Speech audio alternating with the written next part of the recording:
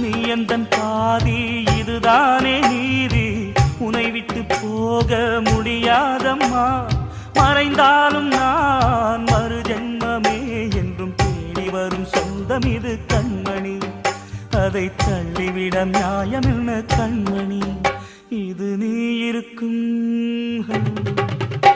இது நீ இருக்கும் நெஞ்சமடி கண்மணி. இன்று யாரடிச்சு விம்முதடி கண்மணி.